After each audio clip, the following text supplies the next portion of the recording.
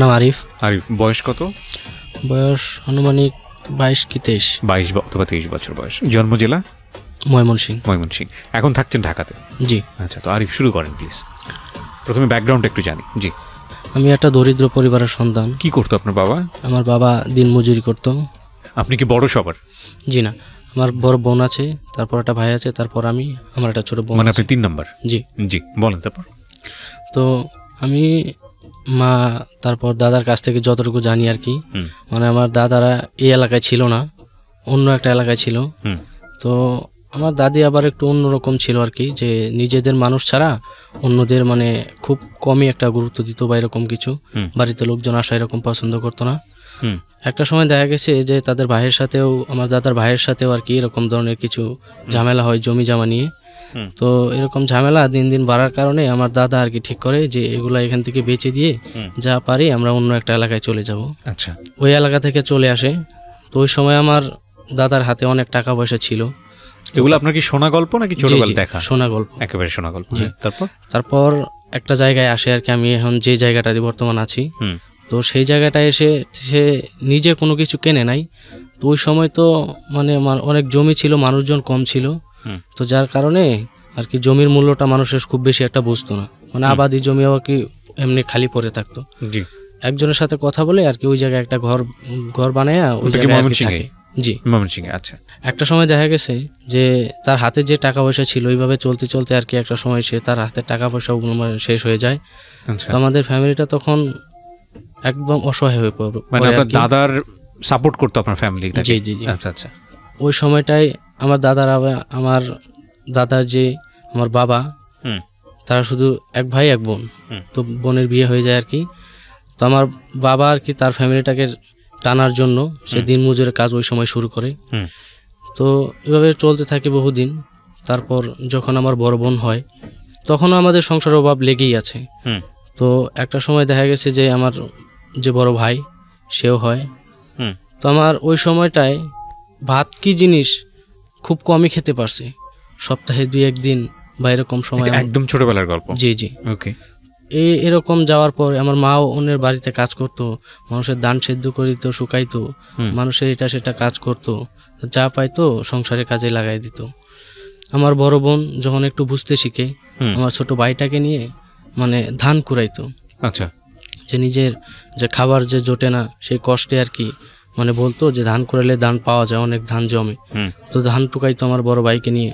তারপরেও এসে মানে বাসায় খাবার কি জোটে না, মানে অনেক কষ্টে দিন যাপন হয়। আমার স্কুলে এরকম আশেপাশে এরকম ছিল না, মানে একটা স্কুল ছিল আর কি, যে ব্রাক স্কুল আছে না, ওরকম একটা ব্রাক স্কুল ছিল। তো ওইটাতে ফ্রিতে পড়াই আর কি। আচ্ছা। টাকা পয়সা তো ছিল না ওরকম ভাবে, লেখাপড়ার কোনো ওয়ে ছিল না। তো ওই জায়গায় ফ্রিতে পড়াইতো। তো আমার ভাই আর আমার বড় বোন তো ওইখানেই পড়াশোনা করতো। পড়াশোনা করার মাঝখানে তারপর আমি হলাম। তো এইভাবেই দিনটা চলতে থাকলো। আমি আবার যখন হয়েছি প্রচুর কান্না করতাম আমি ছোটবেলায়। এগুলো আপনি সব শুনেছেন পরবর্তীতে? জি জি। আচ্ছা। তো এমন পরিমাণ কান্না, মানে আশেপাশে মানুষজন মানে এতে অসহ্য হয়ে যেত, মানে এমন পরিমাণ কান্না করতাম। তো আমার মা তখন তো আর আমাকে ছেড়ে বা কাজ করতে পারে না, তখন সংসারের অভাবটা একটু বেড়ে যায়। আমার মা আমাকে নিয়ে 3-4 মাস অনেক দূর দূরান্তে গেছে, হাইটা গেছে আমাদের চিকিৎসা করার জন্য, কবিরাজের কাছে, এই কবিরাজ সেই কবিরাজের কাছে। কিন্তু একটা সময় দেখা গেল যে আমি একটু মোটামুটি মানে সুস্থ হইলাম। তো আমার যখন বয়স 1.5-2 বছর হবে তখন মা আবার আমাকে রাইখা কাজে যেত, আমার দাদির কাছে আমি থাকতাম। তো লেখাপড়া তো ওরকমভাবে করার সামর্থ্য সহযোগিতা নাই। তো আমার যে মামা ছিল, নানারা ছিল, আমার বড় বোনকে নিয়ে যায় যে তারা একটু পড়াবে। তো আমার বড় বোন চলে যায়, তো আমি আর ভাই থাকি। আমি ওই সময়টাই মানে একটু বুঝি আর কি, মানে স্কুলে যেতাম বড় ভাইয়ের সাথে, আবার আসতাম। তো একদিন আসছি আমি, ভাই ওই ব্রাক স্কুলেই, আমি আর কি আগে চলে আসছি, আমার ক্ষুধা লাগছে, আমি চিৎকার করতে করতে বাড়িতে আসতেছি। তো আইসা দেখি মা নাই, মা কাজে গেছে। তো দাদা বাড়িতে, দাদাকে জিজ্ঞেস করলাম যে মা কোথায়, বলতেছে মা তো ওই বাড়িতে গেছে, তুই ওইখানে যাও, ওইখানে গেলে তোর খাবার দিবি। তো আমি ওই বাড়িতে যাই, যাওয়ার পরে মাকে আর দেখি না। তো আমার তো ক্ষুধা লাগছে, আমি কান্না করতেছি। তো ওদের এক পাকঘরে যায়া আমি নিজেই আর কি ভাত তরকারি নিয়ে আমি খাচ্ছিলাম। তো ওইখানের এক মহিলা দেখা আমাকে ভাতের থালিটা কাইরে নিয়ে আমাকে ধাক্কা দিয়ে ফেলে দেয়। বয়স কত তখন আপনার? আমার বয়স তখন 5 বছর কি 5.5 বছর। পড়াশোনা করতেন ওই সময়টাতে? না, ওই সময় পড়াশোনা করতাম না, শুধু ভাইয়ের সাথে স্কুলে যেতাম আর আসতাম। আচ্ছা আচ্ছা, ওকে। তো আমার মানে ওই যে একটা ইটের মাঝে লেগে আমার মাথাটা পিছন দিক দিয়ে ফেটে যায়। ওহো। মা এটা দেখার পরে মানে চিৎকার চেঁচামেচি করতেছে যে আমার ছেলেটাকে এইভাবে মারলেন কেন, ভাতই তো খাইছে, খেতে পারে না তাই খাইছে। ওনারাই পরে যখন এইভাবে এলাকার মানুষজন নানান কথা বলতেছে, তো ওনারাই আমাকে হাসপাতালে নিয়ে যায়, নিয়ে চিকিৎসা করে। তো এভাবে কিছুদিন যাওয়ার পর আমার ভাই তখন ক্লাস 5, তারও শেষ। তা এখন তো আর মানে খাওয়ারই জোটে না, তো লেখাপড়া কই থেকে করবে। তো আমার ভাই পড়াশোনা বাদ দিয়ে দেয়। আমার ভাইয়ের আবার লেখাপড়া করার খুব আগ্রহ ছিল, অনেক কান্নাকাটি করতো। তাদের সবার মানে ফ্রেন্ড সার্কেল যা ছিল সবাই স্কুলে ভর্তি হয়েছি, তো ভর্তি হতে পারে না, কান্নাকাটি করতো। তাকে একটা আমাদের এলাকায় একটা দোকানে দেওয়া হয়, তো ওইখানে কসমেটিক্সের দোকান ছিল আর কি, এটা সেটা বিক্রি করতো। তখন তো ওরকম দোকানদারি কিছু কিন্তু বোঝে না, তো সাথে থাকতো আর কি। তখনও আমি এই সময় ক্লাস 1-এ বা 2-তে সম্ভবত, এরকম কোনো কিছু। আমি একদিন স্কুল থেকে আসছি, আইসে তো ক্ষুধা লাগছে, আমি মাকে খুঁজতেছি, মাকে পাই না। তো বিকালের দিকে আমার এক চাচা, মানে তখন তো নারকেল কি জিনিস আমি জানি না, ওটাকে আমি কোনো সময় দেখিও না, বুঝিও না। তো ওনারা দেখি যে নারকেল পারছে, ওনারা পুকুর পাড়ে বৈশা রয়েছে ওটা নিয়ে। তো আমাকে দেখে আমাকে ডাক দিছে, তো আমি গেছি। তো আমি ভাবছি মনে হয় যে আমাকেও দিবে, আমি খাবো। ওনারা বলতেছে যে একটা দা নিয়ে আসো, একটা গ্লাস নিয়ে আসো। আমি ওটা আনতে গেছি, আইনা তাদেরকে দিছি, আমিও সাথে বৈশা রয়েছি। তো ওরা ওটা কাইটা খাইলো, পানিটা খাইলো। ডাব তো মানে উপরে যে নরম অংশটা থাকে ওটাও তারা খায় ফেলাইছে, কিন্তু আমাকে দেয় না। আমি শুধু বৈশা তাকায় রয়েছি। ওই নরম অংশটার পিছনে যে আরেকটা অংশ থাকে, মানে ওটা তো একদম নরম থাকে, তো ওটা আবার আমাকে কাইটা তারা দিচ্ছে। আমি তো ভাবছি এটাই নারকেল, তো আমি তো এটাই খাচ্ছি। তো এটা দেখা আমার পিছনে আমার মা দাঁড়ায় ছিল, ওরা দেখে নাই। তো আমার মা কান্নাকাটি করতেছে যে আমার পোলা খিদায় সহ্য করতে না পারিয়া আজকে এইসব খাচ্ছে। মার কান্না দেখে আমি এখান থেকে উঠে দৌড়াইয়া মায়ের কাছে যাই যে মা, আমাকে কাকায় নারকেল খাওয়াইছে। মা আমাকে জড়ায় ধরে কান্না করতেছে। তো তারপর ওই দিনটা যায়। তো সকালবেলা আমার মানে টয়লেটটা হয় না, তো মানে পেটটা আমার ফুলে যায়। মা কান্নাকাটি করতেছে যে হয়তো বা ওটার কারণে এটা হয়েছে। তো এটা যখন সবাই জানাজানি হয়ে যায়, তখন ওরাই আমাকে আবার হাসপাতালে নিয়ে যায় ওটা চিকিৎসা করে, তো ভালো হই। তো তখন আমি ক্লাস 4-এ একটা আলিয়া মাদ্রাসায় পড়তাম। তো আমি ওই ব্রাকে আর যাই না, তো একটা আলিয়া মাদ্রাসায় পড়তাম। তো ওই সময় কাঁঠাল তো আমি কোনো সময় মানে খাইছি, কিন্তু এতটুকু মনে নাই। তো কাঁঠাল একদিন হঠাৎ দেখি আমার ওই পাশে যে ওই এক দাদা ছিল, বড় দাদা, ওই বাড়ির মালিক যে, তো ওনার গাছের অনেকগুলো কাঁঠাল পাইরে আর কি ঘরে রাখছে। তো আমি ওর ঘরে গেছি, যাই দেখি যে একটা কাঁঠাল ভাঙা। আমি ওই কাঁঠালটা একটু খাইছি বা খাচ্ছি। এরকম সময় ও পিছন থেকে আইসা মানে আমার চোখ দুটা মানে এত জোরে জোরে চাপ দিয়া ধরছে।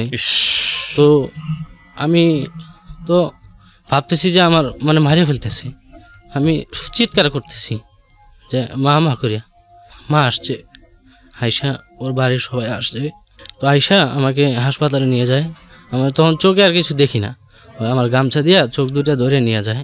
তখন থেকে আমি আর কি মানে চোখে একটু মানে বেশি রোদ্রে গেলে বা একটু মানে দৌড়াদৌড়ি করলে চোখে একটু কম দেখি, মানে ঝাপসা হয় আর কি। দেখা গেছে একটা সময় যে আমার বাবা আর কি মার সাথে একটু ঝগড়া হয়।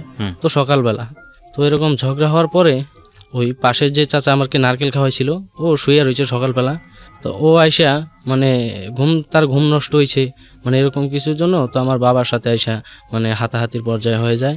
তো মা তো কান্নাকাটি করতেছে যে এটা কি হইলো, এটা তো আমরা কখনো আপনাদের কাছ থেকে আশা করি নাই, আমরা আপনার এখানে থাকি বলে আপনার এরকম একটা ব্যবহার করবেন। তো একটা সময় এরকম পর্যায়ে হয়ে যায় যে এই জায়গাটা আমাদের ছাড়িয়ে দিতে হইবে। আমি তখন ক্লাস 5-এ, ওই জায়গাটা আর কি ওখান থেকে আমরা এখন জায়গা পাবো কোথায়, কেউ তো জায়গা দিতে চায় না, যে এরকম একটা মানুষ এটা করবে ওটা করবে, ছেলে সামলাইতে পারে না, তো জায়গা তো কেনার কোনো সামর্থ্য নাই।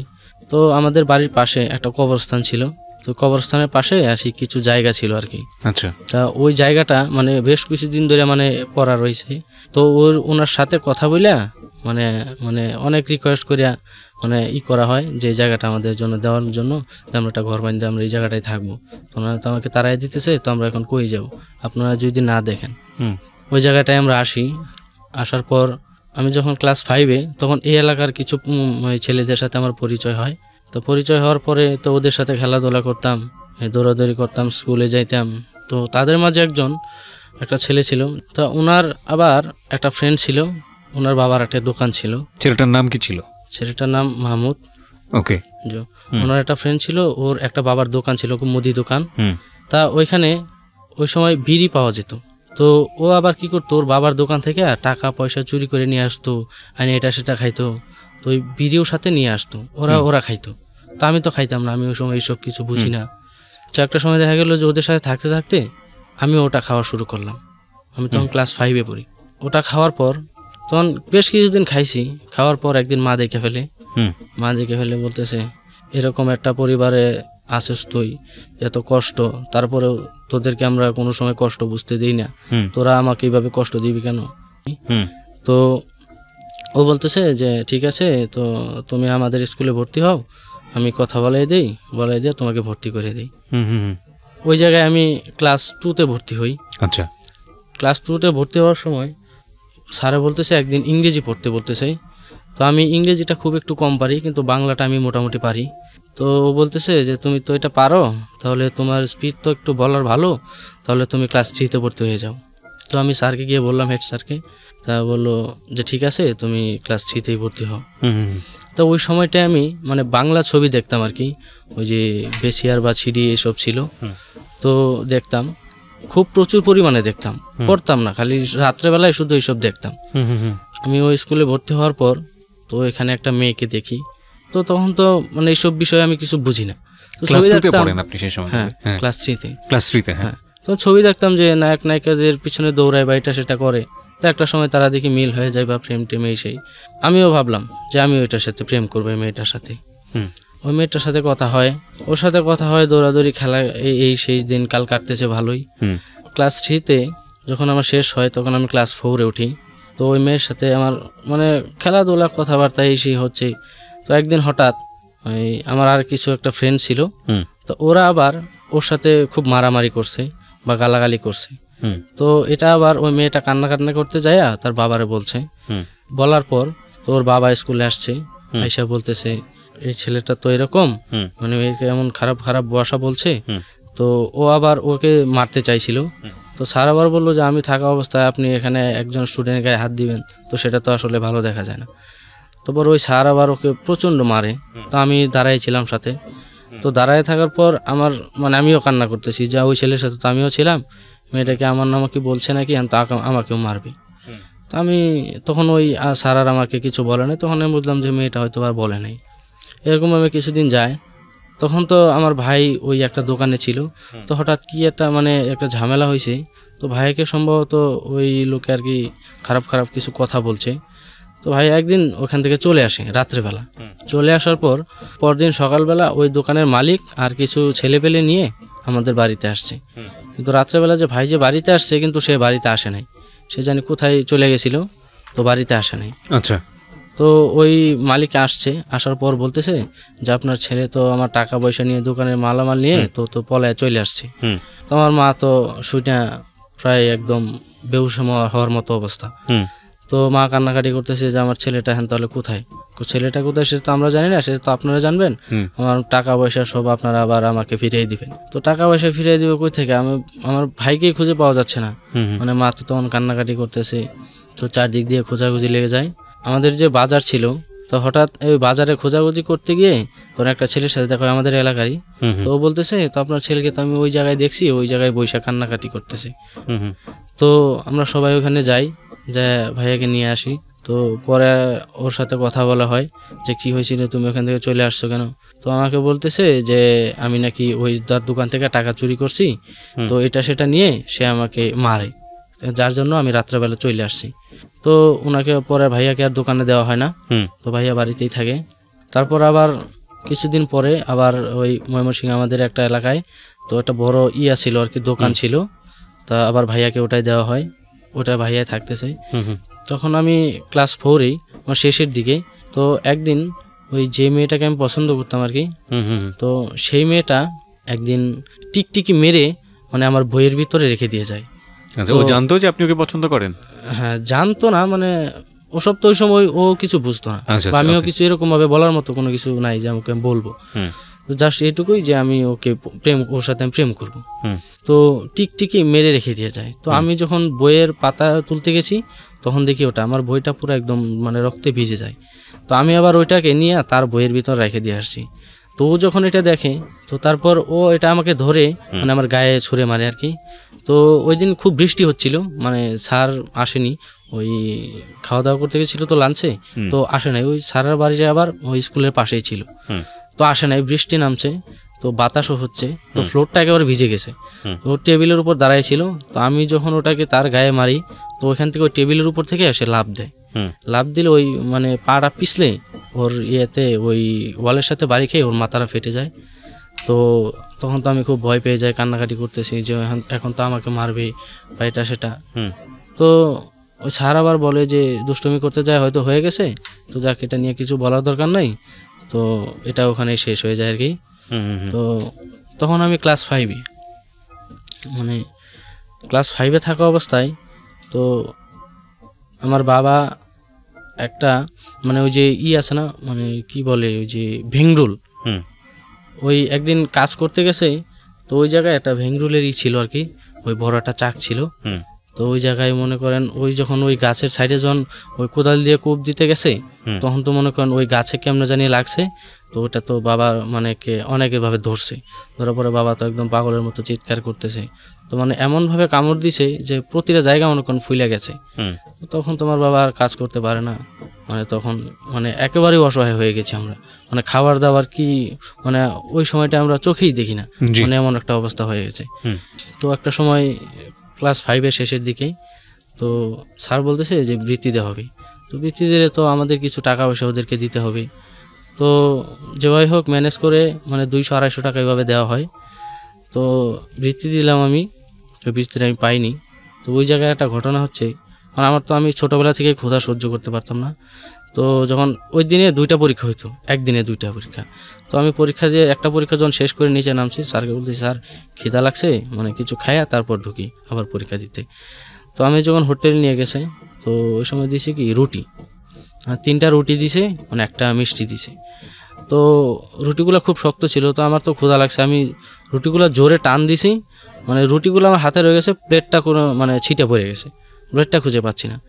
তো এটা নিয়ে স্যার বলতেছে যে এইভাবে তো আসলে মানে এত তাড়াহুড়া করার মতো কিছু নাই।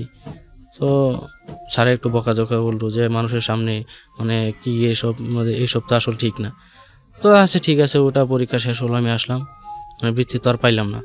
তো ওই মেয়েটা আবার মানে ওইখানেই থেকে যায়, যে তার বাবা রেখে দেয়, ও একটু ভালো ছিল পড়াশোনায়, তো বলতেছে ও পরের বছর বৃত্তিটা দেবে। তো ওর সাথে আমার 1 বছর গ্যাপ হয়ে যায়। তো আমি তখন ক্লাস 6-এ ভর্তি হই।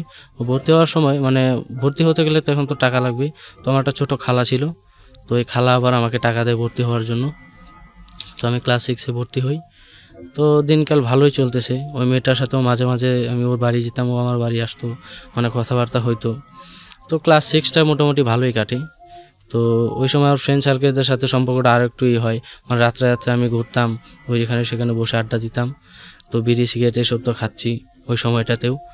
তো ক্লাস 7-এ যখন আমি উঠি তখন আমার মা অসুস্থ হয়ে যায়, মানে চোখের গোড়ায় মানে নালি বলতে কোনো একটা কিছু আছে, মানে চোখটা ফুলে যায় উপরে, তো ওটা দিয়ে পানি পড়ে। তো এরকম অবস্থায় তো আমাদের ওরকম কোনো অবস্থা ছিল না যে চিকিৎসা করব। তো আমার এক চাচাকে বলে কয়ে যে আমাদেরকে কিছু গ্রামের মানুষ থেকে সাহায্য করেন, আমরা মার চিকিৎসা করব। তো এরকম কিছু করার পরে কিন্তু তারপরেও এরকম টাকাটা ওঠে নাই, মানে আমার চিকিৎসার জন্য পুরো খরচাটা হয় নাই। তো ওই যে আমি যে মেয়েটাকে পছন্দ করতাম, ওর বাবা আবার ধানের ব্যবসা করতো। আচ্ছা। তো ওই মেয়ের বাবার কাছ থেকে আমি 2000 টাকা মানে আমার বাবা আর কি ধান নেয়। তো ধান নেওয়ার পর তো মা ভালো হয়, চিকিৎসা করায়, তাকে অপারেশন করে ওই জায়গায়। তো একটা সময় ভালো হয়। তো ওই টাকাটার জন্য সে বাবাকে বলতেছে টাকাটা দেওয়ার জন্য। তো টাকাটা দিতে পারতেছে না, তো এই জন্য অনেক ঝামেলা হয়। তো ওই পাশের বাড়ি একটা ছেলে মানে মানুষের ক্ষেত্রে ধান কাটতো। তো আমিও চিন্তা করলাম যে মানে ওর কাছে দেখি যে টাকা ওই সেটা কিনে। তা আমিও করলাম যে আচ্ছা ঠিক আছে ভাই, তাহলে আমাকেও আপনার কাছে নেন, আমিও ধান কাটবো, ধান কেটে আমি ওই টাকাটা আমি দিয়ে দেবো। হুম হুম তো ওর সাথে আমি ধান কাটি প্রায় 1-1.5 মাসের মতো। হুম তো আমি 2,000 টাকা ওই ওই চাচাকে দিয়ে দিই। হুম হুম তো ওই সময়টাই ওই যার সাথে আমি ধান কাটতাম ওর সাথে আমার একটা ভালো সম্পর্ক হয়ে যায়। মানে সব কিছু ওর সাথে শেয়ার করতাম, সেও আমার সাথে সব কিছু শেয়ার করতো। হুম তা ওই সময় তো খুব বেশি একটা টিভি ছিল না, ওই এলাকা থেকে আসার পর তখন আমি আর টিভি দেখতে পারি না। হুম তো ও আবার ওর একটা ভাবি ছিল, তো আমার সম্পর্কে আমার চাচি হয়। হুম তা ওই বাড়িতে আবার একটা টিভি ছিল। তো আমি ওইখানে একদিন গেলাম, গিয়ে দেখি ওই বাড়িতে টিভি আছে, তো সবাই টিভি দেখতেছে। তো ওই টিভি দেখার সময় তো ওই যখন মহিলাকে আমি দেখি তো তার প্রতি আমার একটা কীরকম মানে ব্যাড একটা আকর্ষণ চলে আসে। কোন মহিলা এটা? জি ওই যে ভাইয়ের সাথে আমি ধান কাটতাম তার ভাবি। তারা ভাবি? আচ্ছা ঠিক আছে। তো আপনি কোন ক্লাসে থাকা অবস্থায় লেখাপড়া বাদ দিয়ে দিলেন? না আমি লেখাপড়া বাদ দিইনি। তখন লেখাপড়া বাদ দেননি? না তখন আমার লেখাপড়া আছে। আমি কোন ক্লাসে পড়ছিলেন? ক্লাস 7 এ। ক্লাস 7, ওকে। ওই মহিলার প্রতি আমার একটা ব্যাড আকর্ষণ চলে আসে। হুম তো একটা সময় দেখা গেছে কি ওই মহিলা আবার মানে টাকার প্রতি খুব নেশা ছিল। হুম মানে টাকা হলে সে যে কোনো কাজই করতে রাজি। তো আমার কাছে তো ওরকম কোনো টাকা পয়সা নেই যে আমি ওর সাথে এরকম টাকা পয়সা দিয়ে লেনদেন করবো। ও কী করতো আমার সাথে, না ওর সাথে আমি কোনো কথা বলতাম বা হাসাইতাম এরকম কিছু। তো একটা সময় দেখা গেছে কি ও যে ধান ছিল তো ওই ধান আমাকে চুরি করে দিত, আমি বাজারে নিয়ে বিক্রি করতাম। ভদ্রমহিলা? হ্যাঁ। তো চাল দিত, মানে এটা সেটা দিত, আমি বিক্রি করে তারে এটা সেটা এনে দিতাম, কসমেটিক সামগ্রী এনে দিতাম। তো ওর সাথে আমার একটা ভালো সম্পর্ক হয়। তা ওনার আবার একটা মেয়ে ছিল 10 থেকে 11 বছর বয়সের একটা মেয়ে ছিল। ও আবার লেখাপড়া করতো না, তো ও বাড়িতেই থাকতো। আমি যখন ক্লাস 8-এ উঠবো তো তখন ওই মেয়েটা আবার ক্লাস 7-এ পড়ে। তো আমি যাকে পছন্দ করতাম ওর ফ্যামিলিটা আবার আমাদের ফ্যামিলির সাথে একটু খুব ভালো সম্পর্ক ছিল। মানে আমাদের ফ্যামিলি থেকে যে কোনো কিছু করতো ওদেরকে জানাইতো যে আমরা এই কাজটা করতেছি। তো একদিন হঠাৎ করে মানে তখন ক্লাস 7-এ ওঠার সময় তখন আমার 6 থেকে উঠি, আমি যখন ক্লাস 7 উঠি তখন আমার রোল হয় 18। আচ্ছা। তো একদিন ওর বাড়িতে আমার মা যায়, যে কান্নাকাটি করতেছে যে আমার ছেলেটা এরকম হয়ে যাচ্ছে, পড়াশোনার প্রতি মনোযোগ নাই। তো ওই মেয়েটা আমার একদিন বলতেছে যে দেখ তোর মা তো আসছিল, আইসা কান্নাকাটি করতেছে যে তুই লেখাপড়া করিস না, তুই এরকম করতেছিস কেন, তুই লেখাপড়া কর। তো আমি তখন আর তাকে কিছু বলি না। আমি ক্লাস 8-এ উঠি। ক্লাস 8-এ উঠে আমার রোল হয় 45। আচ্ছা। তো এটা আমি হঠাৎ আমার একদিন মেয়েটা জিজ্ঞাইতেছে যে তোর রোল নাম্বার কত হয়েছে। আমি বলতেছি যে না তোকে আমি রোল নাম্বার বলবো না, বলে তুই আমাকে এটা সেটা বলবি, মানে ফাজলাম ঠাট্টামো করবি। তো না বলার পরে তো ওই মেয়েটা আমার সাথে আর কথা বলে না। তো কথা বলে না। তো ওই সময় মানে ফার্স্ট টাইম আমি যখন ক্লাস 8-এ তখন এর আগের বেচ যে ছিল ফার্স্ট টাইম জেএসসি দেয় আর কি ওই সময়। তো আমরা হলাম সেকেন্ড টাইম। তখন আমি কোনো টিউশনি বা কোনো প্রাইভেট কোনো ইস্যু নিচ্ছি না। তো বলতেছে যে তুই এইসব নিতেছিস না, তাহলে তো তুই ফেল করবি, তুই পড়তে পারবি না। তো যখন এটা বললো তখন আমার মনে একটা জেদ চেপে গেল যে আমি পারবো না কেন, টিউশনি না করে অনেক ছাত্র পারতেছে না, তো আমিও তো পারবো।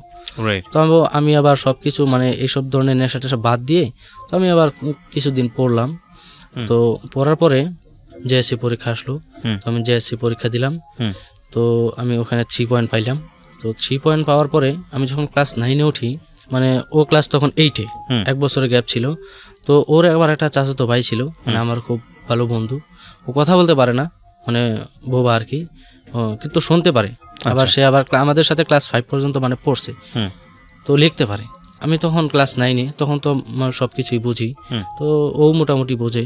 তো আমি তখন মানে একটা নিলাম যে ওকে আমি প্রপোজ করবো।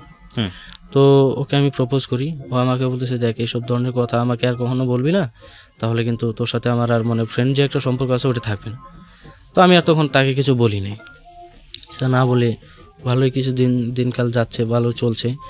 তো ক্লাস 8-এ মাঝখানে তো আমার যে একটা ঘটনা ঘটে সেটা হচ্ছে যে মা ওই আলসার আছে না, আবার ওই যে না খাওয়া বা এটা সেটা আলসার হয়ে যায়। হ্যাঁ আলসার হয়ে যায়। তখন আবার আমার ভাই আবার আমাকে একটা ফোন কিনে দেয়। ভাই আর কি একটা দোকানে যে থাকতো, তো বোন তো থাকতো না বাড়িতে, তো মায়ের খোঁজখবর নেওয়ার জন্য কথা বলার জন্য একটা নোকিয়া ফোন কিনে দেয়।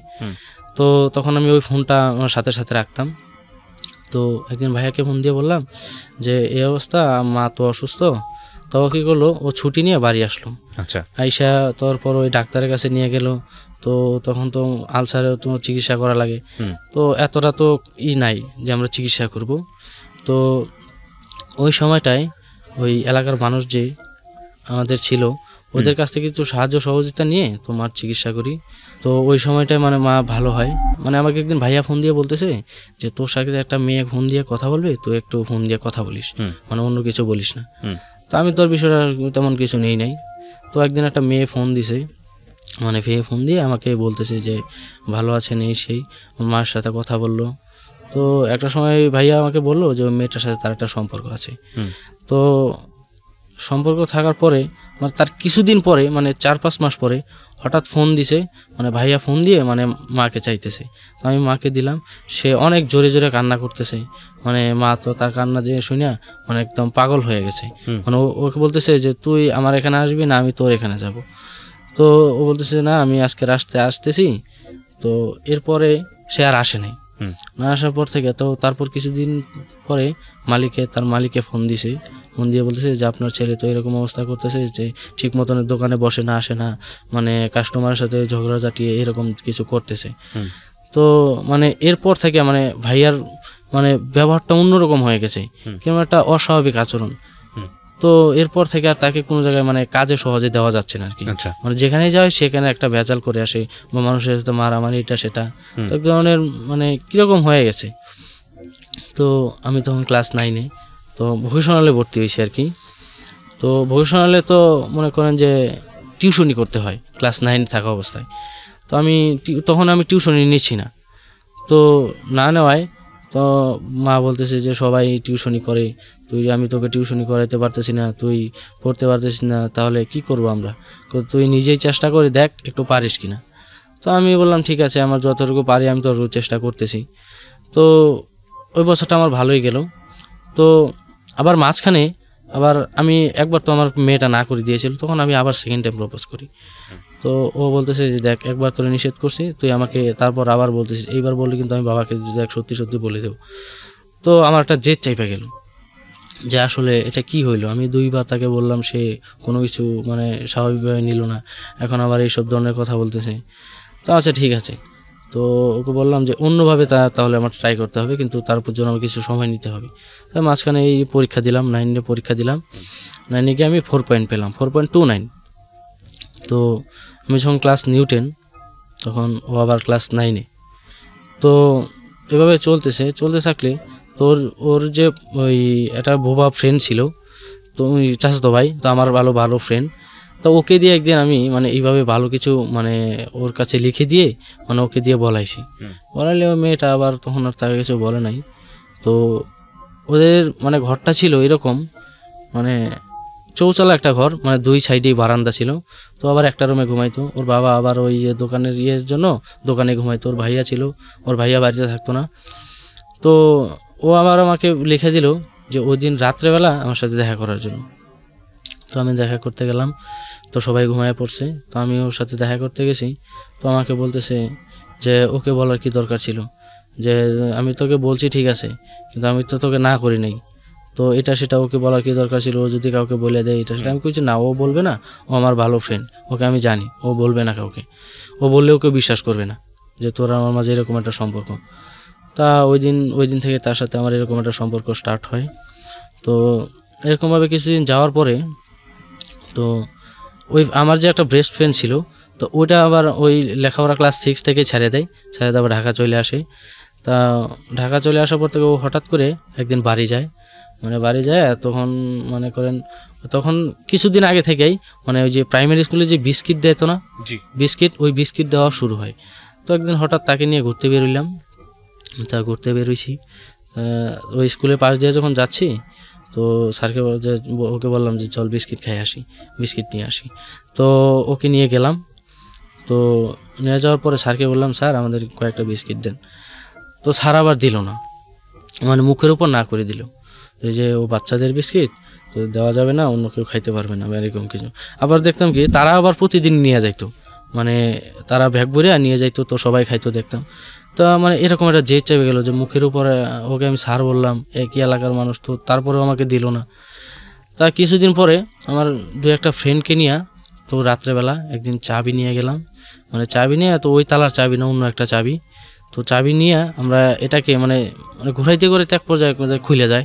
তালাটা একটু নর্মাল হয়ে যায়, তো খুলে গেলে তো আমরা মানে যেরকম পারছি সেরকম খাইছি এবং বাড়িতেও নিয়ে আসছি। তো এরকম বেশ কিছুদিন করি। তা করার পরে এমন একটা পর্যায়ে হয়ে গেছে যে স্কুলের পোলাবানকে আগে দিত একটা করে, এখন একটা বিস্কুট ভেঙে আবার 3 জন দিত, মানে এরকম অবস্থা হয়ে গেল। তো একটা সময় তালাটা চেঞ্জ করে দিল, তো আমাদের আর ওটা হয় না। তো না হওয়ার কারণে তো হঠাৎ একদিন মনে হলো যে সিটকানিটা যেখানে লাগাই তার পিছনে যে ওই তালা যেটার মাঝে লাগাই আর কি, তা ওইটা আমরা খুলে ফেলবো। আবার জানালার সাইডে দিয়া মানে হাত দিয়ে আবার ওই স্ক্রুটা পাওয়া যাইতো, তো রেঞ্জ দিয়ে আমরা ওইটা খুলে ফেলি। আচ্ছা, খুলে ফেলার পরে মানে যাতে আমাদের প্রতিদিন এখানে না আসতে হয়। টার্গেটটা কি ছিল আপনাদের? টার্গেটটা ছিল মানে স্কুলের যাতে বিস্কুট ওরাও না খাইতে পারে, বা বাচ্চারা তো মানে এই বিস্কুটটা না দেওয়ার কারণে এই জিঘাংসাটা তৈরি হয়েছে ভিতরে। টিচার যারা আছেন একটু লক্ষ্য করবেন প্লিজ, শুধু টিচার না সবাই একটু লক্ষ্য করবেন যে একটা বাচ্চা যাকে বিস্কুট না দেওয়ার কারণে ও চুরি করতেছে, এবং সেই চুরি করাটা কত প্ল্যান্ড, এটা লক্ষ্য করার এই কারণেই বলছি যে এইভাবেই শুরু হয়, এবং এই শুরু হওয়াটা শেষ পর্যন্ত চোর থাকে না। এই বিস্কুট চোর একসময় ডাকাত হয়, এবং শুধু ডাকাত থাকে না, সে একসময় মানুষ পর্যন্ত খুন করে, স্টেপ বাই স্টেপ আগায়। সো আমাদের এই গল্পটা কোথায় গিয়েছে সেটাই আমরা দেখবো। তারপর কি করলেন? তো তারপর আমাদের যাতে এভাবে প্রতিদিন এভাবে চুরি করে না খেতে হয়, সেজন্য আমরা করছিলাম প্ল্যান করে মানে আমরা নিয়ে আসতাম, মানে 2-3টা খাইতাম আর 2-3টা নিয়ে আসতাম। তো আমরা ওই সময় কি করলাম, মানে 2-3টা কার্টুন নিয়ে আসলাম। এক একটা কার্টুনে মনে করেন প্রায় 70টা থেকে 80টা বিস্কিট থাকতো। তো নিয়ে আসতাম।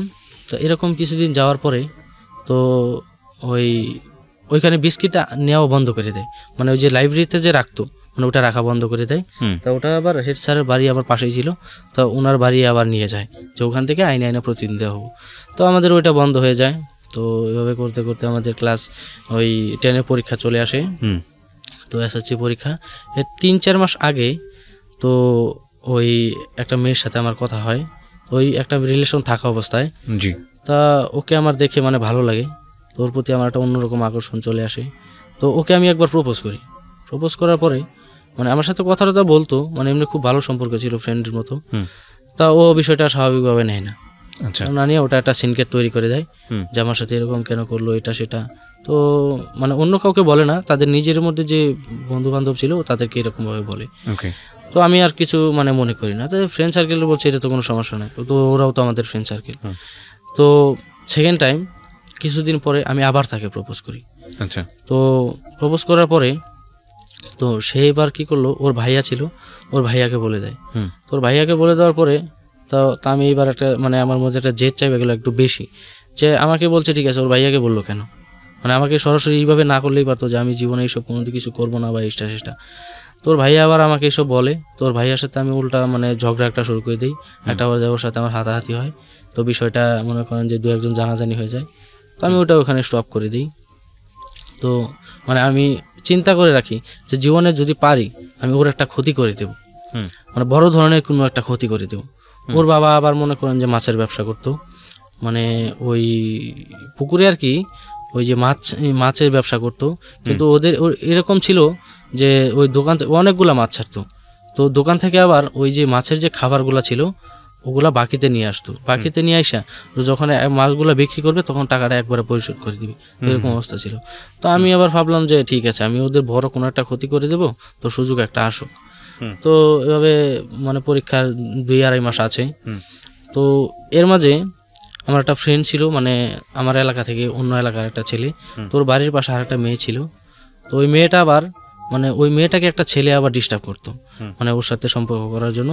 তা এই কথাটা মানে ওই ছেলেটা এমনভাবে মানে এলাকায় প্রচার করছে, মানে ওই ছেলের এলাকা আমাদের স্কুলের আশেপাশে যে এলাকাগুলো আছে ওই আশেপাশের এলাকাগুলো জানতো, মানে ছোটো ছোটো বাচ্চা থেকে শুরু করে মানে বয়স্ক মানুষরাও পর্যন্ত জানতো। আচ্ছা। তা ওই মেয়েটা যখন স্কুলে যেত তখন ওই বাচ্চারা পোলাপানা ডিস্টার্ব করতো ওকে, বলতো যে এই ছেলে বউ যাচ্ছে, আমাদের ভাবি যাচ্ছে, এটা সেটা।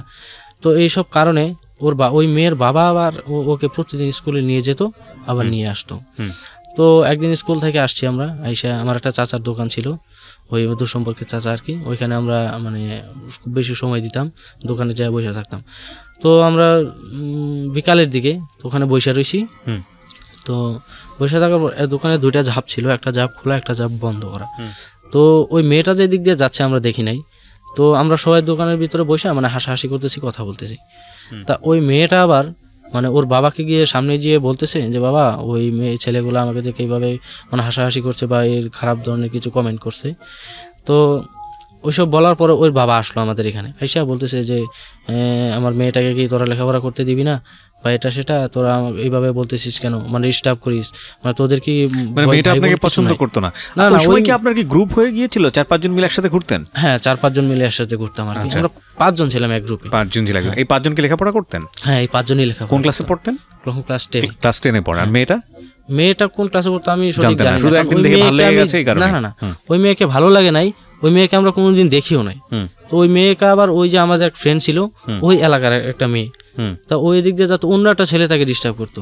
তো আমরা তো এইসব জানতাম কিন্তু কখনো কোনো কিছু বলতাম না। ওই ছেলেটা আবার আমাদের সাথে পড়তো, যে ছেলেটা আবার ওই মেয়েটার সাথে প্রেম করার জন্য মানে ডিস্টার্ব করতো। এরকম ভাবে হাসাহাসি করতেছি, ওর বাবা এসে আমাকে বলতেছে যে আমাদের বলতেছে যে তোরা তো যা শুরু করছো, আমার মেয়েটা তো এখানে থাকতে দিবে না বা পড়ালেখা বন্ধ করে দিতে হবে, তোরা এরকম করতেছিস কেন, তোরা কি খুব বড় এটা সেটা হয়ে গেছিস, মানে যা পারে মুখ দিয়ে তাই বললো আর কি। তো এলাকার মানুষ এটা নিয়ে খুব ভালো একটা দেখলো না, চিল্লা ফিল্লা করলো, লোকজন জড়ো হয়ে গেছে। তো আমরা তখন কিছু বলি নাই। তো ওখান থেকে চলে আসছি। চলে আসার পরে মানে ঘন্টাখানিক পরে মনে হয় ওর ভাই আবার হোন্ডা নিয়ে বাড়িতে আসছে। এসে আমাদের যে কয়জন ছিলাম, তো ওই এলাকার মানে যে কয়জন ছিল সবারই নাম অ্যাড্রেস নিয়ে গেছে, যে তোদের নামে আমি ওই ইফটিজিংয়ের মামলা করবো, তোদের পরীক্ষা আমি বন্ধ করে দেবো, তোরা যেমন আমার বোনের জীবনটা নষ্ট করতেছিস, লেখাপড়া ধ্বংস করতেছিস, তোদের জীবনটা আমি এইভাবে লেখাপড়াটা ধ্বংস করে দিব। আচ্ছা। তো আমার মা এটা শুনে এত কান্না করতেছে যে এত দূর পর্যন্ত আসলাম, এত কষ্ট করার পরে এখন এখানে আইসা যদি এই অবস্থা হয় তাহলে তো মানে আমাদের জীবনটা তো কষ্টেই গেছে, ওদের জীবনটা আরও বেশি কষ্টে যাবে যদি লেখাপড়াটা না করতে পারি। তো ওই এলাকার মানুষের কাছে হাতে পায়ে ধরে আর কি এরকম এটা করা হয় যে দেখেন যেটা করছি তো ভুল হয়ে গেছে। তো আমাদের কথাটা কেউ শুনতেছে না, আমরা যে ওকে কোনো দিন দেখিও নাই বা ওকে কিছু বলিও নাই, এই কথা কেউ বিশ্বাস করতেছে না। সবাই ওদের মেয়েদের ওই পক্ষ নিয়ে কথা বলতেছে। তো আমরা ওইটা নিয়ে আর কিছু বাড়াবাড়ি করিনি। তো ওই ঘটনাটা ওখানে শেষ হয়ে যায়। তো কিছুদিন পর তো ওই যে আমি যে একটা মেয়েকে প্রপোজ করেছিলাম, যার বাবা আর কি মাছের ব্যবসা করতো, তা ওই মেয়ের নাম আর কি ওই মেয়ের বয়সটা এমন ছিল আর কি, বয়স অল্প খুব বেশি কিন্তু বোঝা যেত না, মানে শারীরিক দিক দিয়ে অনেক বড় দেখা যেত। তা ওর জন্য একটা বিয়ের প্রস্তাব আসে। তা তোর বাবা একদিন আমরা সবাই বসে রয়েছি, তোর বাবা এসে ওই পাশে বসে মানে আরেকজনের সাথে আলাপ করতেছে যে আমার মেয়ের নামে একটা এরকম বিয়ের সম্বন্ধ আসছে, তো আমাদের একদিন যেতে হবে বা এরকম ধরনের আলাপ কিছু করতেছে। তো ওই সময় তাদের মানে মাছ যে বিক্রি করবে তার ঠিক 3-4 মাস আগে মাছগুলো অনেক বড় বড় হয়ে গেছে, প্রায় অনেক টাকা গেছে ওদের পিছনে। তো আমি এরকম একটা সুযোগের জন্য ওয়েট ছিলাম। তো আমার মানে তো আমি হঠাৎ করে বলতেছি যে না, এই ক্ষতিটা আমি ওদের করে দেবো, মানে ওই মেয়েদের বিয়ে যাতে না হয়, ওই মেয়েটার লাইফ যাতে আর কোনোভাবে দাঁড়াইতে না পারে সেই ব্যবস্থাটা আমি করে দেবো। তো ওই কারণে মানে আমি ওই যে ধান খেতে যে কীটনাশকগুলো দেয় না, ওগুলো তো খুব বিষাক্ত থাকে। তো ওই কীটনাশকগুলা আমি ওই পুকুরে ছেড়ে দিই, মানে ছেড়ে দেওয়ার মানে রাত্রেবেলায় ছাড়ি। তো সকালবেলা যখন মানে আমি ঘুম থেকে উঠি, তো তখন মানে যা মানে এলাকার যে একটা ছড়ায় গেছে চোর মাছ সব মারা গেছে, মানে এখন তো ওদের মানে একেবারে পথে বসার মতো, পথে বসে গেছে অলরেডি, মানে এমন অবস্থা, আমাদের চাইতেও খারাপ অবস্থা হয়ে গেছে এখন। তো ওই মেয়েটার তো ওই সময় আর লেখাপড়া বন্ধ হয়ে যায়, তো লেখাপড়া করতে পারে না। ওর বাবাও মানে এমন একটা অবস্থা ছিল যে কাজ করবে মানে অন্যের জমিতে যে কাজ করবে বদলা দিবে সেটারও অবস্থা ছিল না। সেটাকে বলেন আমাকে। মানে ওই যে এই তার যে বিয়ের প্রস্তাব চলছিল, তো ওই সময় আমি জেদের বসে যে ওই মেয়েটাকে আমি যে প্রপোজ করছিলাম ওটা সে না করে দিয়েছে, যে না করে আমাকে না করে দিয়েছে। এখন তার বিয়ের সম্বন্ধ আসছে, তো আমি তার বিয়েও তা হতে দেবো না, ভেঙে দেবো, বা এটা তো আমার সরাসরি যায় পারবো না, ওদের একটা ক্ষতি করে দেবো যাতে এই বিয়ের সম্বন্ধের কথাটা যাতে সহজে আর না করতে পারে তারা। তো ওই কারণে আমি ওই যে তাদের মাছে যে পুকুর ছিল ওই পুকুরে আমি যে ওই যে কীটনাশকগুলো ছেড়ে দিই। তারপর তো ওই মাছগুলো তো সব মরে যায় আর কি। তো এখন তো দোকানের বাকি টাকা মানে অনেক টাকা যে মাছের খাবার নিয়ে আসছে এটা সেটা, তো তারা ওই টাকা শোধ করবে কি, তারা তো নিজেরা এখন খাওয়া দাওয়া ঠিকভাবে করতে পারছে না বা চলতে পারতেছে না। তো এমন একটা অবস্থা হয়ে গেল। তো এই অবস্থার পরে তো আমার এসএসসি পরীক্ষা, তো আমি তো তখনও আমি টিউশনই করি না, মানে টিউশন নিই না। তো আমার একটা মনে ভয় ঢুকে যায় যে এসএসসিতে যদি ফেল করি তো তাহলে তো মানে একটা বছর আমার গ্যাপ যাইব, তো আমি কবে কি করব। তো আমি আবার কি করলাম, ওই 1-1.5 মাস মানে আমি খুব মনোযোগ সহকারে পড়লাম, মানে সবকিছু বাদ দিয়ে ওই মেয়ের টেনশন আমি বাদ দিয়ে তো পড়লাম। তো পড়ার পরে আমার এসএসসিতে পরীক্ষা দিলাম, তো এসএসসিতে রেজাল্ট হলো 4.62। আচ্ছা। তো আমি তো এবার মহা খুশি যে আমি না পড়ে এটা সেটা, তো আমি তো ভালো রেজাল্ট করলাম। তো রেজাল্ট করার পরে যখন আমি ইন্টারমিডিয়েট ফার্স্ট ইয়ারে ভর্তি হব, তো আমি আর বলতেছি যে না আমি ভর্তি হব না, আমি চাকরি করব। আচ্ছা। যে আমার ফ্যামিলি, আমার মা বাবা অনেক কষ্ট করছে, তো আর কত, আর তো এখন আর কষ্ট আমার এখন আর মানে এখন তো আমি মোটামুটি কিছু হইলে করতে পারবো, তো তাদের জন্য আমি কিছু করব, যাতে অল্পতেই যাতে ওই আমার ফ্রেন্ড যে ছিল ও ক্লাস 6 থেকে মানে ওই ঢাকা চলে গেছে, তো ওর একটা অভিজ্ঞতা হয়ে গেছে, যে ও বলতেছে যে অভিজ্ঞতা থাকলে যে কোনো জায়গায় চাকরি পাওয়া যায়, ভালো ভালো চাকরি পাওয়া যায়। তো ওই জিনিসটা আমার মাথায় লাগলো যে আমিও তাহলে এখনই যদি শেষ লেখাপড়া যে পর্যন্তই করি, চাকরি তো শেষ পর্যন্ত করতে হবে, এর চাইতে আমি আগেই চলে যাই। আমার এক্সপিরিয়েন্স সে সহজে কারোর সাথে কথা বলে না, বা মানে একটা পাগলের মতো সব সময় থাকে। আচ্ছা। তো আমাদের ফ্যামিলিতে তখন আমার বড় বোন ঢাকায় থাকে, তো ঢাকায় থাকে, সেও অল্প স্যালারি পায় আর কি, মানে যা পায় তার নিজে খরচ রেখে আর কি, মানে টুকি থেকে আমাদের ফ্যামিলিতে চলে, মোটামুটি চলে। তো তখনও কিন্তু আমাদের ওই নাই, মানে নিজেদের যে জায়গা বা এরকম কোনো কিছু নাই। তো আমি তখন ভর্তি হব না, আমি চাকরি করব। তো আমার এক ছোট খালা ছিল, তো ও আমাকে খুব আদর করতো। তো মা একদিন ওকে নিয়ে আসলো, বলতেছে যে দেখ ওকে কোনোভাবে বুঝাইতে পারিস কিনা। তো আমাকে বলতেছে যে তোর ভর্তি হওয়ার টাকাটা আমি দেব, তোর ফ্যামিলি থেকে কেউ দেওয়া লাগবে না, তোর বই কেনার টাকা আমি দেব, এবং তুই ইন্টারমিডিয়েটটা পাস কর, এইচএসসিটা পাস কর, তোর জবের ক্ষেত্রে, তোর চাকরির ক্ষেত্রেও আমি তোর চাকরি নিয়ে দেবো। আমার খালু ওই খালার হাজবেন্ড আবার ওই একটা বিদ্যুতের অফিসে চাকরি করতো, মানে ভালো পোস্টে। তো ঠিক আছে আমি রাজি হলাম, তো ভর্তি হলাম।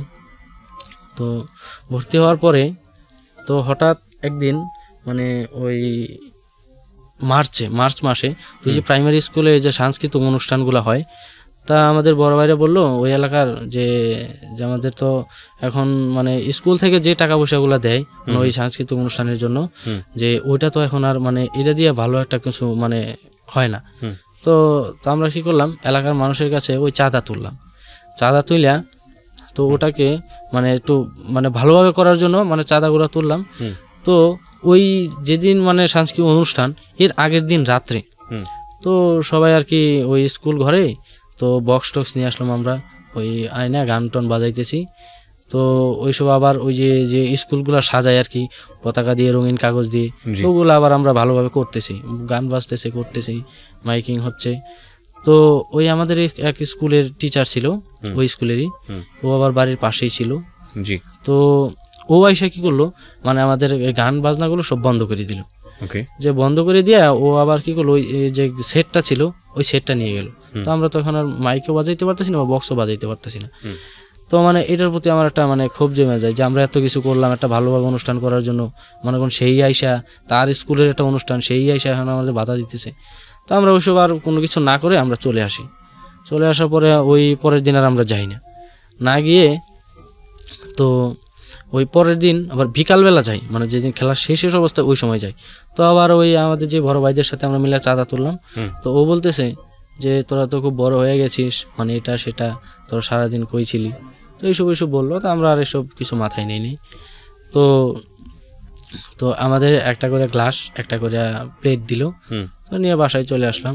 তো বাসায় চলে ওই দিন রাত্রেবেলা মানে 2-3 জন মিলে যে এইসব সম্পর্কে আলোচনা করতেছি যে বিষয়টা কি হইলো, এত কষ্ট করলাম, যে গান বাজাবো, আমরা একটু আনন্দ করব, তো এটা সে করতে দিল না। তা ওর প্রতি আমার একটা জেদ চেপে যায় যে ওরও একটা মানে মোটামুটি যা পারি ওর পিছনে আমরা লেগে যাব, মানে ক্ষতি একটা করে দেব। তো এরকম সুযোগ আর পাচ্ছি না। তো এরকম করতে তো ওই সময়টায় যে আমি আর কি ওই টিউশন নিতাম, আমাদের এলাকারই একটা ছেলে ছিল, ওনার নামটা আমি বলতে চাচ্ছি না, উনি বর্তমানে একজন মানে ইয়েতে আছে, ওই একটা কলেজের লেকচারার। ঠিক আছে, সমস্যা নেই, বলেন। তো ওর কাছে আমি টিউশন নিতাম, ও আবার আমাদের সব কিছুই জানতো, ছোটবেলার কাহিনী সব যদি জানতো, আমরা কীভাবে চলতাম। তো ও আবার কী করতো, আমার কাছে টাকা নিত না নিলে আবার ওর সাথে ছোটবেলায় মানে ওরা যখন ক্রিকেট খেলতো আমরা তখন বল করাই দিতাম তাদের। তো একটা সময় দেখা গেছে যে ওই ইন্টারমিডিয়েট ফার্স্ট ইয়ারে থাকার সময় ওর সাথে আমরা ক্রিকেট খেলতেছি, ফুটবল খেলতেছি, তো আবার সকালবেলা তার কাছে পড়তেছি। তো একদিন আমার এক ফ্রেন্ড বলতেছে যে আজকে আমরা একটা কাজ করি, ওই একটা মুরগি নিয়ে আসি, পাকায় আমরা নিজেরাই খাবো। আমি বলতেছি যে দেখ আমার কাছে তো কোনো টাকা পয়সা নেই, ওই যদি তোর কাছে থাকে তুই দিয়ে দে, তাহলে আমি তোকে পরে দিয়ে দেবো এক সময়। তো ও বলতেছে যে না, কিনে আমরা খাবো না, তাহলে কীভাবে? তো বলতেছে চল অন্য এলাকায় যাই, গিয়া একটা মুরগি ধরে নিয়ে আসি। তো আমি বললাম তো ধরবো ঠিক আছে, কিন্তু রান্না করবে কি? আমি তো রান্না জানি না, তুইও তো জানিস না। তো বলতেছে ঠিক আছে, যেরকমই পারি আমরা নিজেরাই করে খাই নিব। তো গেলাম, একটা মুরগি ধরলাম, ধরে নিয়ে আসলাম, আইনা পাকায় নিজেরা খাইলাম। তো ওইটা খাওয়ার পর থেকে মানে এরকম একটা মানে প্রতিদিনই আমরা এরকম ধরনের খাচ্ছি। তো ওই আমাদের এলাকার কিছু ভাই বলতেছে যে তোরা তো আসলে যা করতেছিস আর ভালো করতেছিস না। তো আমরা বললাম যে ভাই কি করলাম আমরা? যে ও বলতেছে তোরা যেভাবে আইনা ধরে ধরে খাইতেছিস, তো আমাদেরকে কোনো সময় তো খাওয়াস না। তখন আমি বললাম যে ভাই আপনারা তো মানে আমরা এসব জানি না যে আপনারা এসব খান, বা আপনারা বললে যাবেন, আপনারা তো আমরা জানি যে বললে উল্টা বা আমাদেরকে বকাচকা করবেন। তো তারপর থেকে খাওয়ার এটা একটু বেড়ে যায়। তো বললাম যে আমরা তো আপনারা যে খাবেন, তো পাক শাক তো ভালো হয় না, রান্নাবাড়া করতে পারি না, রান্নাবাড়া করার চিন্তা করার দরকার নেই, রান্নাবাড়ার লোক আমার কাছে আছে। তো ওই সময় জানি না আমি যে কে রান্না করে দিই। তো আমরা সব কিছু রেডি করে নিয়ে আসলাম, মুরগি ধরে নিয়ে আসলাম।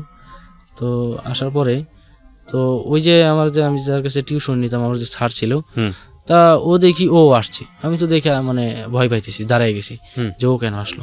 তা ও এসে বলতেছে যে রান্না ওই করবে। তখন থেকে তার কাছে তার ভিতরে একটা মানে তার সাথে একটা আন্ডারস্ট্যান্ডিং হয়ে গেল, ফ্রি একদম।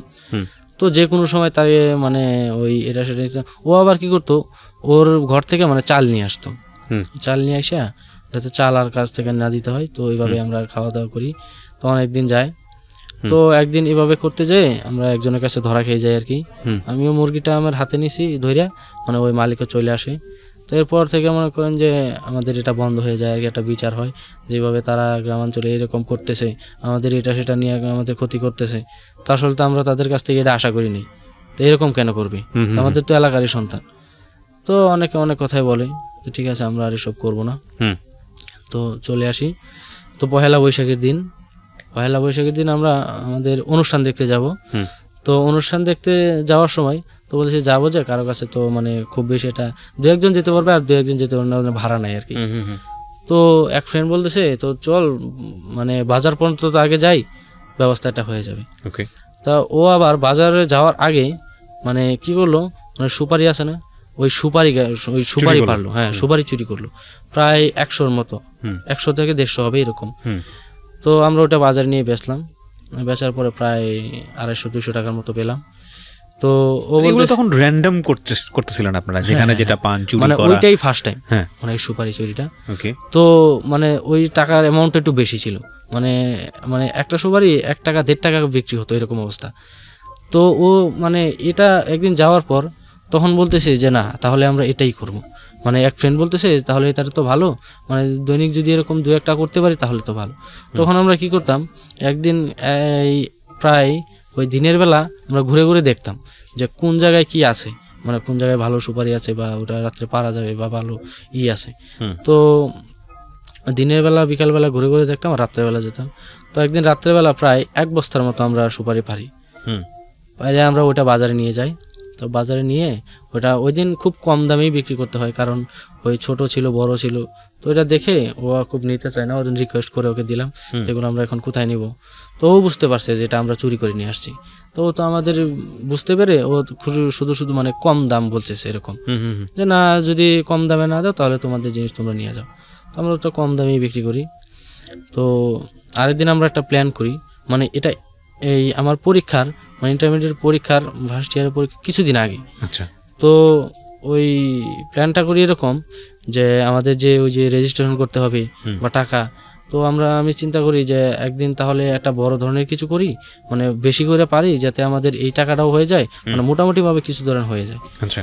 তো ওই দিন প্রায় আরও 3-4 জন মিলে প্রায় 6-7 জন, তো আমরা প্রায় 5-6 বস্তার মতো সুপারি এরকম জমা করি রাত্রেবেলা, প্রায় রাতের 12টা 12:30টার দিকে। তো আমরা যখন এটা ঠেলা গাড়িতে করে বাজারে নিয়ে যাই, তো মানে ওই বাজারে যাওয়ার সময় মানে মেন রাস্তায় ওঠার সাথে সাথে মানে আমাদের ওই চাকাটা হাওয়াটা চলে যায়, তখন তো আর টাইনে নেওয়া যায় না। তো মানে রাস্তায় দাঁড়ায় রয়েছি বস্তাগুলো নামিয়ে। তো একটা রিক্সা দেখলাম আসতেছে, তা ওকে মানে দাঁড় করাই দেখি যে আমার এলাকার এক লোক। তখন তো আমরা ভয় পেয়ে গেলাম। তো এখন যদি বলি যে না আপনি চলে যান, আমরা এসব আপনার দিয়ে যাবো না, তখন বস্তা বলতেছে যে বস্তায় কি, বললাম যে বস্তায় কিছু না, আপনি যান। তা ও আবার কি করলো, যে ও আবার বললো যে না ঠিক আছে বস্তায় যাই থাক, আমি কিছু বলবো না, কিছু আমাকে দিস তাহলেই হবে। ওকে। তো আমরা একটু সাহস পেলাম, তো বস্তায় নিয়ে গেলাম ওই রিক্সা করে। তো নিয়ে গিয়ে প্রায় বাজারে ওই লোকরে আবার নিয়ে আসলাম ওর বাড়ি থেকে, যে আমরা এরকম নিয়ে আসছি, আপনি আসেন। তো প্রায় ওই দিন প্রায় 3 থেকে মানে 2,500 টাকার মতো আমরা পাই, মানে ওই 5-6 বস্তা সুপারি দিয়ে। তো একটা সময় দেখা যাচ্ছে যে এটা একটা বিশাল বড় না, যে 5-6 বস্তা সুপারি তো আর এটা না। তো মানে জানাজানি হয়ে যায় যে এর গাছের এটা নাই, ওর গাছের সুপারি নাই, মানে বাগানের সুপারি সব চুরি হয়ে গেছে। তা ওই যে রিক্সা দিয়ে আমরা গেছিলাম, তো ওই রিক্সাওয়ালা কী করলো, আবার ওই এলাকার মানুষের কাছে কিছু কিছু মানুষের কাছে বলে দিল যে এরা করছে। তো ওই একটা সময় দেখা গেল যে ওরা সবাই আসলো, এসে আমাদের ধরলো যে তোরা এইসব কাজ করছিস, তো এখন কী করছিস ওইসব, মানে এইসব কেন করছিস। তো আমাদের প্রতি তোরা একটা প্রায় মানে মারামারি পর্যায়ে হয়ে যায়। তো আমাদেরকে মারতে আসে, মানে একটা বিচারের মাঝে বিচার বসে। তো আমরা ওদের কাছে মানে ক্ষমা টমা চাই। চাওয়ার পরে মানে আমার তখন আর কি যে টাকাগুলো পাইছি আমি প্রায় 1,500 টাকার মতো নিচে, বাকিগুলো সব মানে ওদেরকে বইলা যে আমার এটা পরীক্ষার ফিস দেবো, রেজিস্ট্রেশন ফিস, তো তোরা আর বাকিগুলাই করিস, বা অন্য সময় যে কোনো সময় তোরা আমাকে টাকা না দিস, যাই করি অন্য সময়। তো ওই সময় তো আর মানে এই চিন্তা না যে আমরা ধরা খেয়ে যাবো। তো ওরাও ভাবলো যে আচ্ছা ঠিক আছে এক সময় তো করব। তো আমি ওইটা দিয়ে মানে আর কিছু দিয়া মানে রেজিস্ট্রেশন করি, তো পরীক্ষা দেই। তখনও কিন্তু আমার ওই মেয়েটার সাথে রিলেশন চলতেছে। তো আমি পাস, ওই রেজাল্ট তো আর কোনো খুব বেশি একটা গুরুত্ব দেওয়া হয় না। তো যদিও ক্রস থাকে তাহলে আবার সেকেন্ড ইয়ারে দেওয়া যায়। আচ্ছা। তো ওটা তো আর পাবলিকভাবে ওই রেজাল্টটা আউট হয় না। তো স্যারেরা বলে দিল যে কে কত পাইছে। তো মানে আমি যখন ক্লাস সেকেন্ড ইয়ারে উঠি, তো হঠাৎ একদিন ওই মেয়ের সাথে আমি যাই তার ঘরে দেখা করার জন্য। তো যাই শুনি যে ওই মেয়েটা বলতেছে যে আমাকে তো আজকে দেখতে আসছিল, তো আমি এখন কি করব। যে মেয়েটার পুকুরে আপনি? না না না, যে মেয়েটাকে আমি ভালোবাসতাম আর কি, যে মেয়েটাকে ফার্স্ট টাইম ওই যে ধানের ব্যবসা করতো আর কি, তার মেয়েটা। তো ও বলতেছে যে আমাকে তো আজকে দেখতে আসছিল। তো আমি বললাম যে এটা আবার কেমন ধরনের কথা হলো, তুই এখনো মানে মাত্র এসএসসিটা পাস করলি। আপনি তখন কিসে? আমি তখন ইন্টারমিডিয়েট সেকেন্ড ইয়ারে। ওকে। তো ও বলতেছে, আমি বললাম যে দেখ আমি তোকে কতটা ভালোবাসি সেটা তুই জানোস, এখন তুই কতটা আমাকে চাস সেটার পরীক্ষা এখন তুই দিবি, মানে তোর বিয়েটা তুই যে কোনোভাবে ঠেকাবি। তা ও বলতেছে যে আমাকে তো বিয়ে তো না, মানে দেখতে আসছে, এখন বাকিটা কি হয় আমি ওদের সামনে কিভাবে বলবো যে আমি বিয়ে করবো না এখন এটা সেটা। তা আমি বললাম আমি জানি না, তুই কিভাবে করবি সেটা তুই জানিস। তো বললে আমরা চলে আসি। তো যখন আমি ইন্টারমিডিয়েট সেকেন্ড ইয়ারে মানে কিছুদিন যায়, তো কলেজে যেতাম না, মানে 2 বছর যে কলেজে, মানে 2 বছরের ভিতরে আমি মানে খুব জোর হলে আমি 2 মাস গেছি কলেজে। তো কলেজে যেতাম না, সারাদিন বন্ধু বান্ধবের সাথে আড্ডা এটা সেটা। তো সেকেন্ড ইয়ারে তখন ওই পাশের এলাকার একটা মেয়ে ছিল, তো ওই মেয়েটার প্রতি মানে আমার ভালো লেগে যায়। তো ওকে আমি প্রপোজ করি। তো প্রপোজ করার পরে আর কি ও রাজি হয়, কিছুদিন ওর সাথে সম্পর্ক চলছে। তো এই কথাটা আবার ওই মেয়েটা জেনে যায়, মানে মানে আমি যাকে ভালোবাসতাম আর কি ওই মেয়েটা জেনে যায়। তো জেনে গেলে হঠাৎ আমাকে একদিন বলতেছে যে কি শুনতেছি, মানে তুই আমার সাথেও মানে রিলেশন করতেছিস, ওই আরেক ছেলের সাথে রিলেশন করতেছিস, তাহলে তো আমার পক্ষে সম্ভব না, তাহলে কিন্তু আমি বলে দেবো যে আমি বিয়ের জন্য রাজি, বাবা মাকে বলে দেবো। তখন ঠিক আছে যা, আমি ওই মেয়ের সাথে আর কথা বলবো না, ঠিক আছে তাহলে তুই এইসব ধরনের কোনো কাজ করিস না। তো ও বলতেছে যে ঠিক আছে ও করবে না। তো আমি আর মানে এই কথাটা তাকে বলি না। ওই মেয়েটাকে আমি জিজ্ঞেস করলাম যে ও জানলো কীভাবে। তো মেয়েটাকে বললো যে আমি তো জানি না ও কীভাবে জানলো। তো আমি বললাম যে ওই মেয়েটা আমাকে বলছে তাহলে ও জানলো, আমার সমস্যা কী। তো ও বলতেছে যে না সমস্যা তো আছে, ওকে জানানো যাবে না। তো ওকে আমি বিষয়টা বুঝতে দিই নাই আর কি, ওকে কোনো কিছু বলি নাই। তা ওই মেয়েটার সাথে আমার মানে অনেক দিন সম্পর্ক থাকে। তো ইন্টারমিডিয়েটে যখন আমার ওই সেকেন্ড ইয়ারের যখন শেষ সময় মানে পরীক্ষার কিছুদিন আগে, তো আমার দাদি যে আমাকে অনেক ভালোবাসে, আমিও তাকে অনেক শ্রদ্ধা করি, মানে আমাকে অনেক লালন পালন করছে, যত্ন করছে। তা ওই দাদি আমার অসুস্থ, মানে বয়স তো প্রায় 100+ বা এরকম কিছু হবে। তো দাদু অসুস্থ, তো বিছানায় পড়া। তো আমি যখন মানে আমি জানি কোথায় গেছিলাম, আমার সঠিক মানে মনে পড়তেছে না।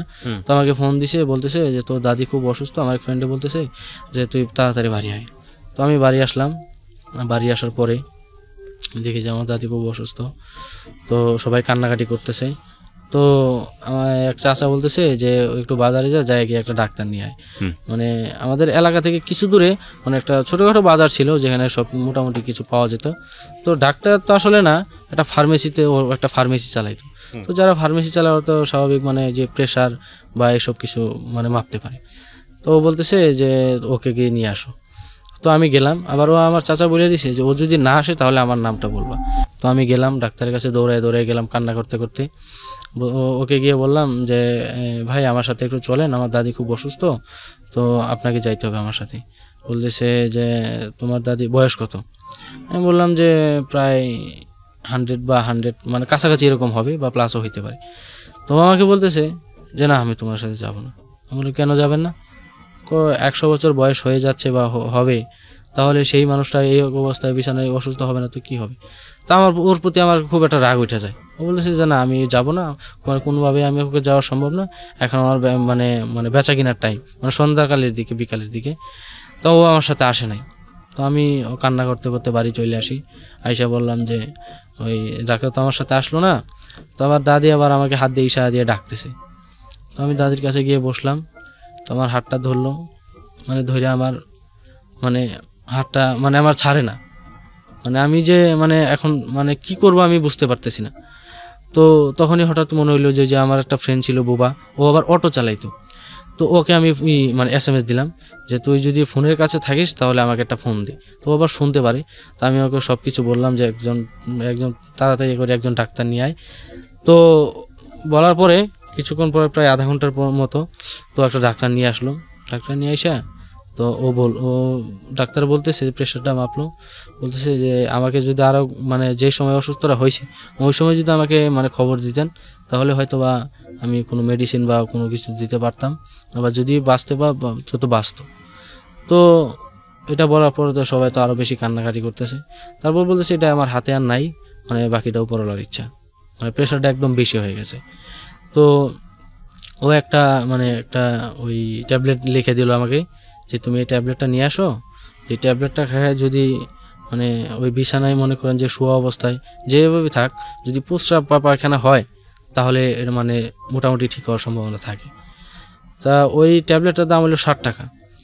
তো আমি 20 টাকা নিয়ে গেলাম। ও আমাকে বলে দিয়েছে 60 টাকা দাম। তো আমি 20 টাকা ছিল, আমি 20 টাকা নিয়ে ওই দৌড়ে ওই আবার ফার্মেসিতে গেলাম। তো বলতেছে যে কোন ডাক্তার আসছে? সেটা আপনার শোনার দরকার নাই, আপনি আপনার ব্যবসা করেন, এই যে আমাকে এই বড়িটা দেন। তো ও বলতেছে যে 60 টাকা দাম। ও বলতেছে আমার কাছে ভাঙতি নেই। তো আমি বললাম কেন, আপনি ব্যবসা করেন নাই, আপনি সারাদিন বিক্রি কিনে করেন না, এইটুকু সময়ের মাঝে আপনার কাছে ভাঙতি থাকবে না কেন? তো এক পর্যায়ে ওর সাথে আমার প্রায় কথা কাটাকাটি হয়। তো আমি এটা মনে মনেই রাখলাম আর বইলে আসলাম যে মানে আপনি ডাক্তার না, কিন্তু তারপরেও আপনার আমি যদি আজকে আসতাম যে আমার দাদি অসুস্থ, মানে এরকম অসুস্থ, জ্বর বা এটা সেটা, তাহলে তো ঠিকই আপনি আমাকে বড়ি দিয়ে দিতেন, বয়স যাই হোক, তাহলে আজকে আপনি আমার সাথে গেলেন না কেন? তো এইসব বলে তার সাথে অনেক কথাবার্তা কাটাকাটি করে আমি চলে আসি।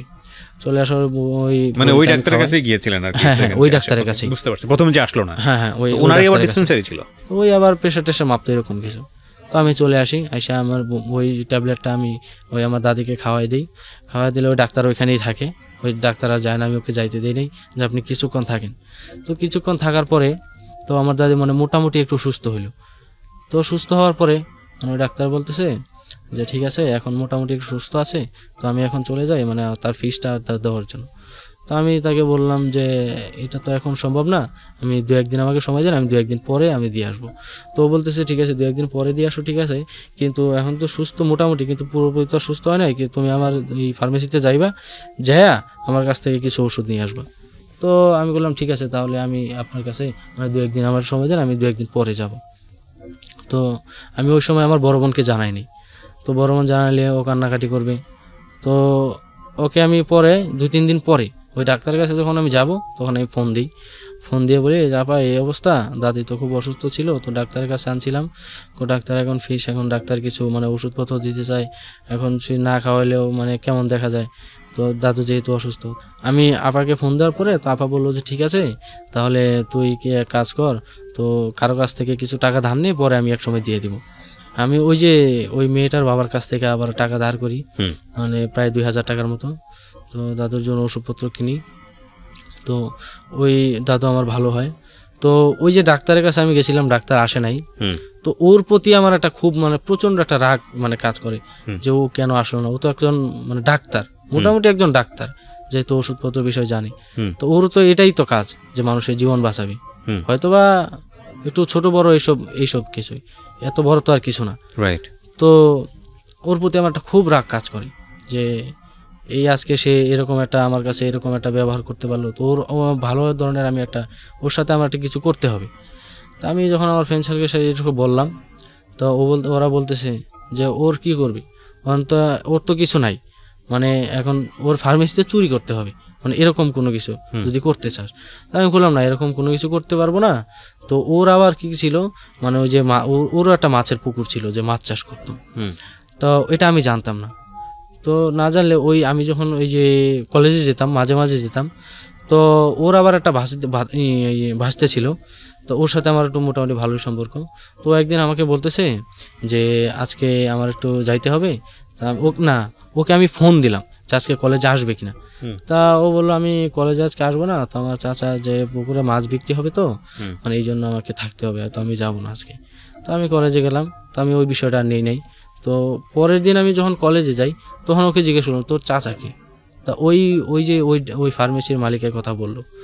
তখন আমি বললাম যে মাছের চাষ কোথায় করে বা সব কিছু ডিটেলস নিলাম, মানে আমার পরীক্ষার কিছুদিন আগে। মানে এই লোকটা মাছের চাষ করে? হ্যাঁ, এই লোকটাও মাছের চাষ করে।